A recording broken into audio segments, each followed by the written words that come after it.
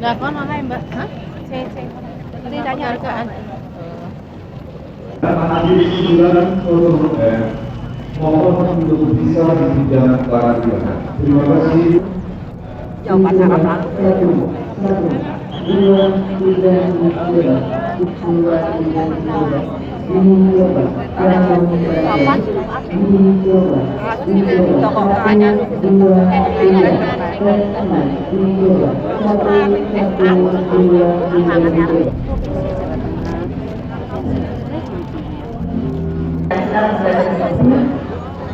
di dalam tempat upacara fotokopi tentang pembagian atau pendistribusian bis.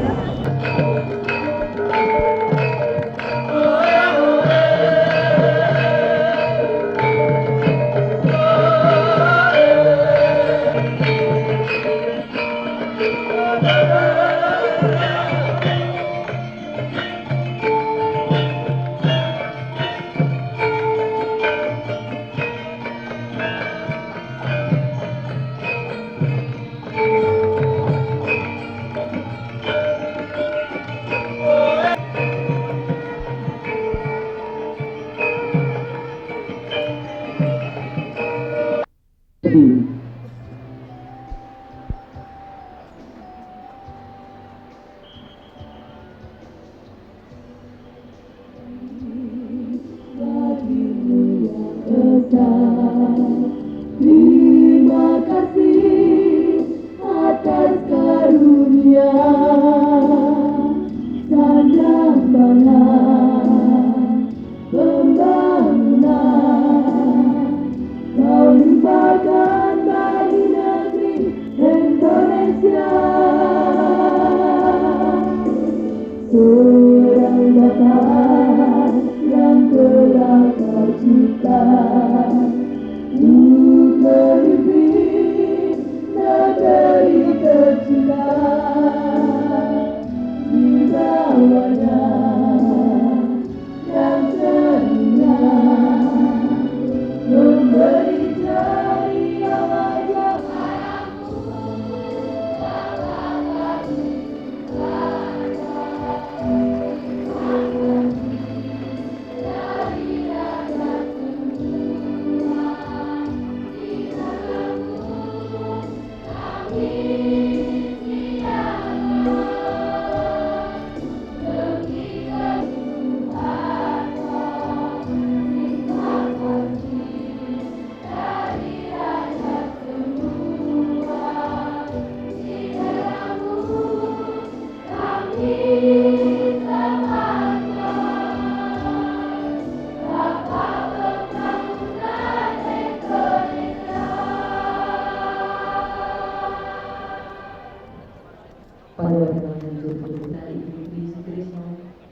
hari 1996 dan pencanangan gerakan Sayang Ibu segera dimulai.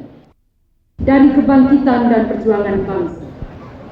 Untuk itu perlu diwarisi api semangatnya guna senantiasa mempertebal tekad untuk melanjutkan perjuangan nasional menuju terwujudnya masyarakat yang adil dan makmur berdasarkan Pancasila dan Undang-Undang Dasar 1945.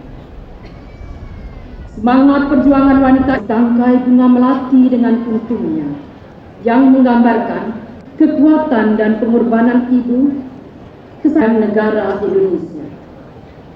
Semboyan pada lambang kewajiban bermitra sejajaran yang perlu diwujudkan dalam kehidupan bangsa Indonesia. Karanganyar 22 Desember.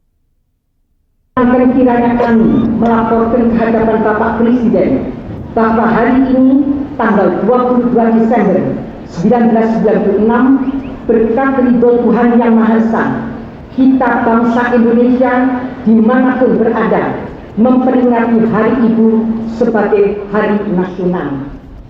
Peringatan kali ini seperti juga peringatan-peringatan pada tahun-tahun sebelumnya dimaksudkan agar seluruh bangsa Indonesia senantiasa disegarkan kembali ingatannya atas peristiwa yang merupakan tonggak sejarah Kesatuan Pergerakan Perjuangan Wanita Indonesia dengan dilangsungkannya Kongres Perempuan Indonesia pertama pada tanggal 22 Desember 1928.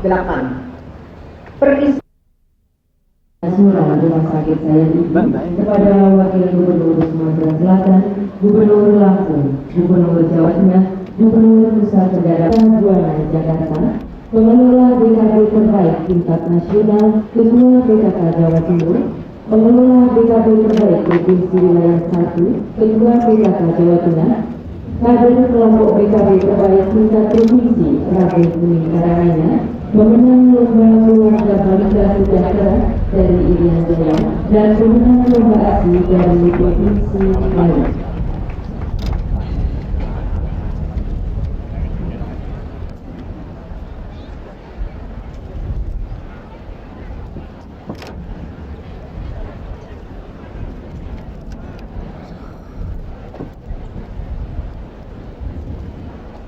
Setiap tahun kita memperingati Hari Ibu dengan tujuan untuk menyegarkan kesadaran kita tentang besarnya peranan kaum ibu dalam kehidupan dan pembangunan bangsa kita. Di masa lampau, kaum ibu Indonesia telah menunjukkan peranan dan pengabdiannya dalam merintis, melahirkan, mempertahankan kemerdekaan Indonesia. Dalam masa pembangunan sekarang ini pun tidak sedikit peranan kaum ibu dalam mensukseskan program-program nasional yang besar seperti keluarga berencana, peningkatan kesehatan masyarakat pedesaan, pendidikan kaum ibu, dan kesejahteraan keluarga. Kita percaya di masa mendatang pun kaum ibu Indonesia akan tetap memainkan peranannya yang penting bagi kemajuan, kesejahteraan dan kebahagiaan bangsa kita pada umumnya. Ibu-ibu dan hadirin yang hormat, sekitar 3 tahun lagi dari sekarang kita akan memasuki zaman baru, ialah abad ke-21. Karena abad yang akan datang itu akan terjadi perubahan-perubahan besar dan mendasar dalam kehidupan umat manusia. Sebagai bagian dari umat manusia itu, sedikit banyak perkembangan bangsa kita juga akan terpengaruh oleh perubahan-perubahan ini. Setiap perubahan selalu mengandung dua sisi, yaitu hal-hal yang baik dan hal-hal yang tidak baik. Tugas kita adalah memanfaatkan dan memperkuat hal-hal yang baik di satu pihak, dan di lain pihak mencegah atau mengurangi hal-hal yang tidak baik yang dibawa oleh perubahan-perubahan ini. Dengan kata lain, di tahun-tahun yang akan datang itu, sebagai pribadi, sebagai keluarga, dan sebagai bangsa, kita akan menghadapi masalah-masalah baru, tantangan-tantangan baru, dan peluang-peluang baru sekaligus. Untuk menghadapi zaman baru, kita harus menyiapkan diri sebaik-baiknya dari sekarang juga. Bangsa-bangsa yang telah siap dengan penuh gairah memandang masa depan itu sebagai peluang untuk lebih maju dan lebih sejahtera. Bangsa-bangsa yang setengah siap memandang masa depan itu sebagai tantangan-tantangan. Sedangkan bagi bangsa-bangsa yang sama sekali tidak siap, masa depan itu jelas merupakan ancaman-ancaman. Tidaklah dapat dibantah bahwa bangsa yang akan mampu bertahan hidup dalam abad yang akan datang adalah bangsa yang siap. Untuk menjadi bangsa yang siap memanfaatkan peluang yang dibuka oleh abad yang akan datang itu, kita masih harus melaksanakan demikian banyak pembenahan-pembenahan di segala bidang dan di segala tingkat. Arah pembenahan yang harus kita lakukan sebagai bangsa telah tercantum dengan jelas dalam GBHN. Yang perlu kita lakukan adalah melaksanakan secara nyata petunjuk GBHN tadi dalam bidang tugas kita masing-masing. Kita masih perlu bekerja lebih keras lagi agar kemajuan yang akan kita capai dapat kita jadikan modal guna menghadapi tantangan yang akan muncul di waktu-waktu yang akan datang. Kita merasa berbesar hati bahwa dewasa ini keterlibatan kaum wanita Indonesia dalam kehidupan bermasyarakat, berbangsa dan bernegara sama sekali tidak mengalami hambatan-hambatan. Banyak wanita Indonesia yang mempunyai peran penting dalam lingkungan pemerintah, dunia pendidikan, kalangan usaha swasta, pimpinan organisasi politik, serta organisasi kemasyarakatan dan seterusnya. Namun harus kita akui bahwa dibanding dengan jumlahnya peranan yang disumbangkan kaum wanita masih perlu ditingkatkan. Berkat hasil-hasil pembangunan, maka kaum wanita Indonesia juga mengalami kemajuan yang besar.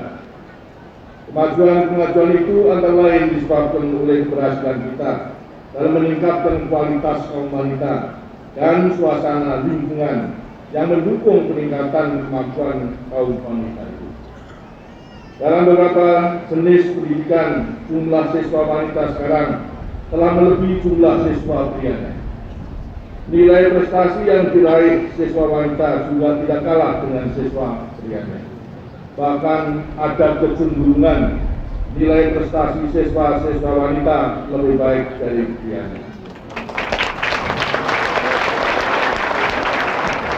Kemahiran kaum wanita dalam berbagai kegiatan pun tidak kalah unggul dari kaum pria mitra kerja. Dengan demikian berkembanglah dalam masyarakat suasana kerjasama kemitraan yang sejajar dan harmonis antara pria dan wanita. Ini berarti potensi-potensi dalam masyarakat dapat bangkit sebesar-besarnya untuk terus mendorong laju pembangunan kita. Di tahun-tahun yang akan datang, kita harus terus mengembangkan kemampuan kaum wanita sehingga mencapai tingkat yang makin tinggi lagi. Itulah jalan yang harus kita tempuh agar kaum wanita dapat memperbesar peranannya di masa-masa yang akan datang. Abad yang akan datang memerlukan sumber daya manusia yang makin berkualitas dalam jumlah yang makin besar. Bangsa kita hanya akan mampu mengejar ketinggalan dari bangsa-bangsa lain yang lebih maju jika kita memiliki manusia yang berkualitas. Tanpa manusia berkualitas dalam jumlah yang besar, maka pembangunan bangsa kita akan menghadapi hambatan-hambatan. Sebaliknya, dengan manusia berkualitas dalam jumlah yang makin besar, apapun tantangan yang kita hadapi di masa depan, kita akan mampu mengatasinya. Keluarga mempunyai peranan yang besar dalam meningkatkan kualitas manusia Indonesia tadi. Karena keluarga merupakan basis bagi kehidupan setiap orang. Peran kaum ibu dalam keluarga sungguh menentukan. Bahkan tidak keliru jika dikatakan kaum ibulah yang menjadi penentu kehidupan keluarga kita. Karena itu apabila kita menginginkan kualitas manusia yang makin tinggi, maka yang pertama-tama harus meningkat adalah kualitas kaum ibu yang membentuk watak manusia Indonesia. Tentu saja peranan para suami pun juga sangat berarti. Seperti halnya segi-segi pembangunan kita yang lain, maka peningkatan kualitas wanita itu juga ada hambatan-hambatannya. Salah satu di antaranya adalah tingkat kematian ibu. Angka kematian ibu hamil dan bersalin di Indonesia pada tahun 1994 adalah 390 per 100.000 kelahiran. Itu berarti tidak kurang dari 20.000 ibu meninggal dunia dalam 1 tahun karena kehamilan dan kelahiran. Karena itulah, maka sejak pertengahan tahun ini pemerintah merencanakan uji coba gerakan mempercepat penurunan angka kematian ibu. Uji coba tadi ternyata memberikan harapan besar bagi kematian ibu bisa diturunkan dengan cepat jika kita dapat melaksanakan gerakan tadi dengan sungguh-sungguh.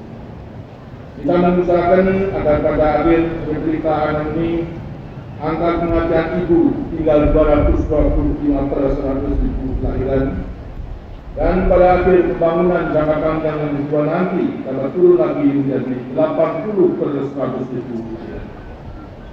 Masalah utama dalam menurunkan angka kematian ibu hamil dan bersalin adalah bagaimana seorang ibu yang mengalami kesulitan pada waktu hamil atau bersalin dapat memperoleh pelayanan kesehatan yang dibutuhkannya.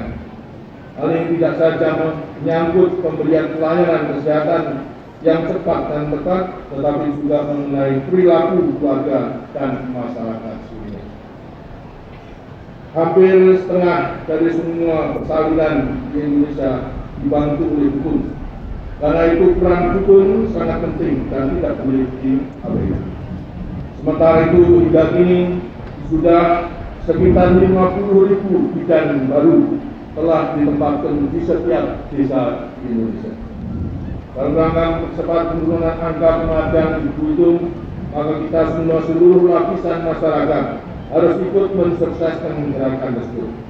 Penurunan angka kematian itu merupakan wujud dari keberhasilan pembangunan bangsa kita. Kesejahteraan masyarakat kita lengkap jika kita tidak berhasil mempercepat penurunan angka kematian ibu hamil dan bersalin. Ibulah yang melahirkan kita semua tanpa kecuali. Itulah yang melanjutkan sejarah manusia dan kemanusiaan dari generasi ke generasi sepanjang zaman.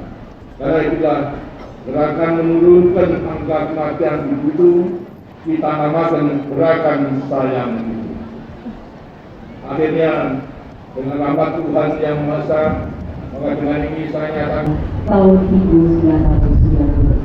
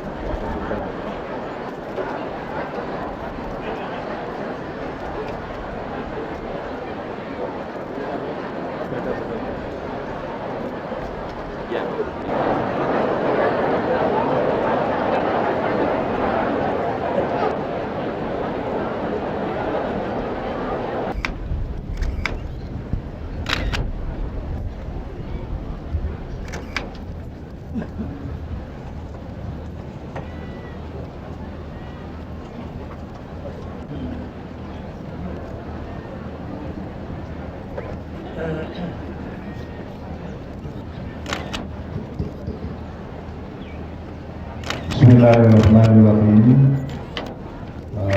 Ibu-ibu, saudara, teman-teman sekalian, Assalamualaikum warahmatullahi wabarakatuh.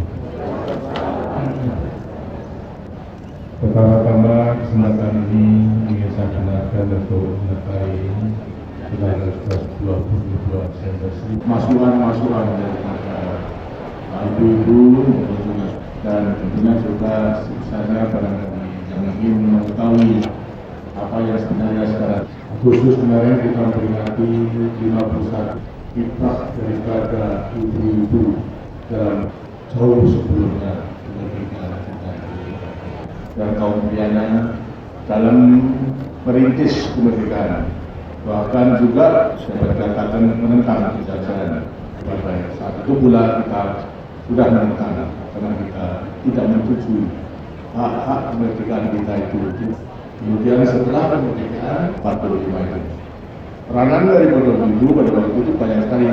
Kita menetapkan sementara siapa yang menjadi yang memikul beban dan yang memikul beban di depan. Ialah mengatur ekonomi yang tidak cukup daripada penghasilan suami tidak lain tahun itu lalu. Selama 50 sampai pada tahun 65 terus meningkatkan memperdalam dari kepemimpinan sunnah. Pada tahun 2015 kita sudah bisa terlaksana bahkan bisa membantu beberapa negara. Itu bagaimana? Ya, memang kemudian dan mengurangi kemiskinan. Saya dan PKK selama 10 tahun.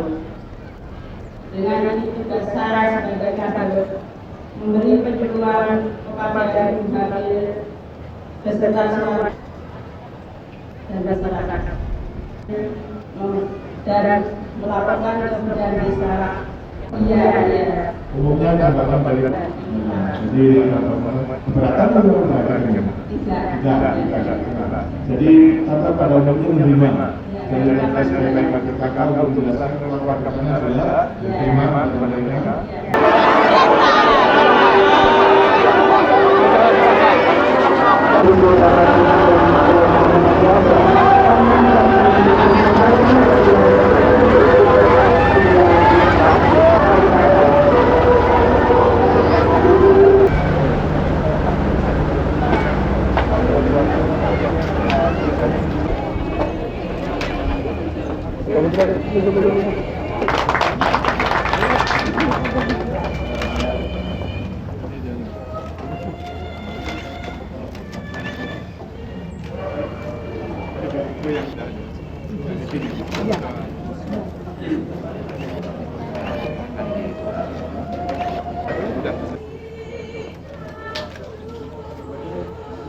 Oh, siap, kepala gue.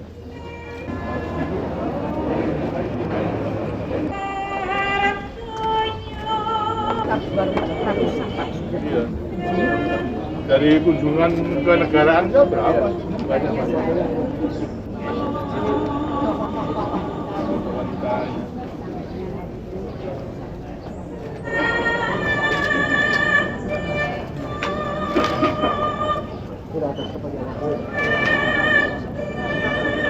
Warna berat.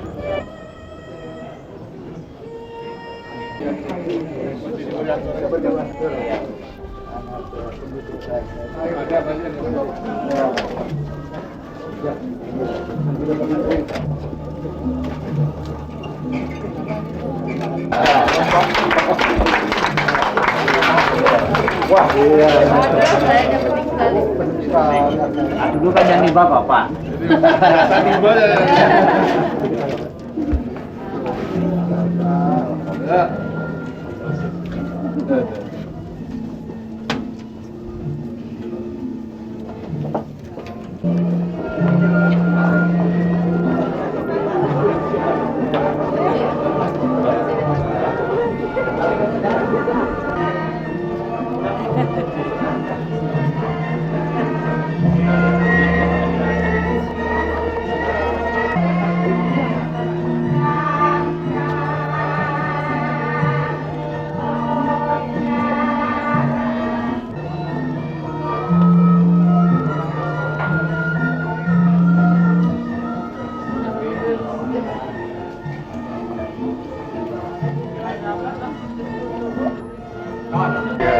Held at Japan. Well, for me it was particularly very heartwarming to be able to come to this ceremony today. I thought that it was beautifully done. It represents a very significant part of a woman's life, family life, and Bettina, I know that she was a wonderful family. She believed in the family very strongly. So I thought this was a very significant day, and I feel honored to have been invited to come today. This has also been done in Canada like this. No, we don't have anything of great significance. We have a Mother's Day, yes, but we do not spend a day in such a way. We perhaps will take Mother out for dinner, or we perhaps will acknowledge her in other ways, but we do not have ceremonies. I think perhaps we should. Thank you very much, Madam. You're welcome. Madam, thank you.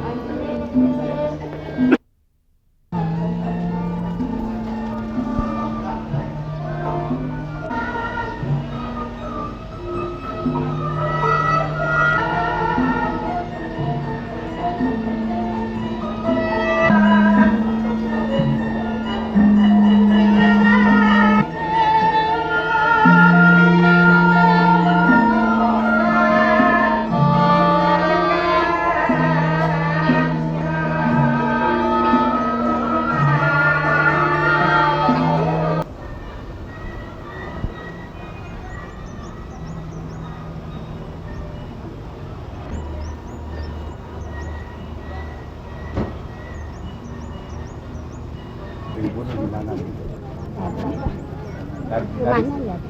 bukan pendapat ibu mengenai hari ibu ini menurut ibu bagaimana? Bagus apa enggak? Gimana? Buat ibu apa artinya? Mengesankan Mengesankan. dan meriah sekali. Enggak tahu ibu.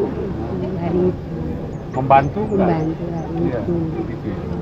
Anaknya berapa ibu? 3 Tiga ya? laki-laki, perempuan kelas 3 SMP, kelas 6 SMP.